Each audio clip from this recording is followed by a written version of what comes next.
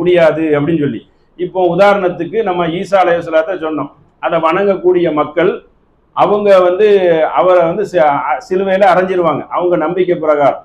அதுலேயே எந்த மாதிரி சொற்கள் இருக்கு என்றால், ஏலி ஏலி லாமா சபக்ஸ்தானி, தேவனே தேவனே என்னை நீர் ஏன் கைவிட்டீர்னு சொல்லி இறுதியில் அவரை அறையச்சல இயேசுநாதர் அந்த உதவி கேட்கிறாரு. யார்கிட்ட கேட்கிறாரு என்றால் அந்த கடவுள்கிட்ட கேட்கிறாரு. கடவுளை என்னை கைவிட்டீர, என்னை எல்லாரும் சேர்ந்து கொண்டு போட்டாங்களே சிலுவையில அரைஞ்சி அப்படின்னு சொல்லி அவரே உதவி கேட்டாருன்னு சொல்லி அவங்களுடைய அந்த கிபுரு பாஷை எழுதி வச்சிருக்கிறாங்க மிச்சம் மீதியில். அப்ப கடவுள்கிட்ட தான் என்ன செய்யறாங்க, அவங்க நம்பிக்கை பிரகாரமே உதவி கேட்டிருக்கிறாங்க.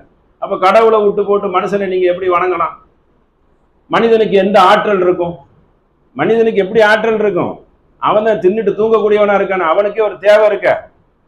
அப்ப அப்படிப்பட்ட ஒரு காரியத்தை மனிதன் என்ன செய்யக்கூடாது, செய்து விடவே கூடாது. மாபாதக செயல். அடுத்து பாருங்க, இன் ததுவும் லா யஸ்மஊன துஆக்கும், நீங்கள் அவர்களை அழைத்தால், மறுபடியும் இதே தான் அல்லாஹ் சொல்றான், நீங்கள் அவர்களை அழைத்தால் உங்கள் அழைப்பை அவர்கள் என்ன செய்ய மாட்டார்கள், காது கொடுத்து கேட்க மாட்டார்கள். லா யஸ்மவு, கேட்க மாட்டாங்க. சமன்னா காது கேட்கிறது, லா யஸ்மவுனா கேட்க மாட்டாங்க. துஆவுக்கும், நேரடி சொல், துஆவுக்கும் பிரார்த்தனை செய்யறது. 35வது சூறால 14வது வசனம், நீங்கள் அவர்களிடம் நீங்கள் பிரார்த்தனை செய்தா அவர்களை அழைத்தால் நீங்க என்ன செய்ய மாட்டாங்க, அவங்க செவியேற்க மாட்டார்கள். வலவ் அல்லது சமியு இஸ்தஜாபுலக்கும், ஒருவேளை அவர்கள் செவியேற்றால் வைத்துக் கொண்டால் உங்களுக்கு என்ன செய்ய மாட்டார்கள், அவர்கள் பதில் தர மாட்டார்கள். எப்படி பதில் தருவான்? அல்லாஹ் 2 வகையா வளர்க்குறான். பதிலே தர முடியாது, அவங்க செவியேற்கவே மாட்டாங்க. ஒருவேளை செவி ஏற்றுட்டாங்க, இந்த சாமிரி அந்த மூசா நபி காலத்துல காலடி மண்ணை போட்டோன்னு மாடு பேசும்ல, அந்த மாதிரி ஏதோ ஒண்ணு காது கேட்டுட்டு வச்சாலும் அவங்களால என்ன செய்ய முடியாது, பதில் தர முடியாது. தஜ்ஜால் கடைசி காலத்துல வருவான், அவங்க கூட அதிசயம் செய்வான்.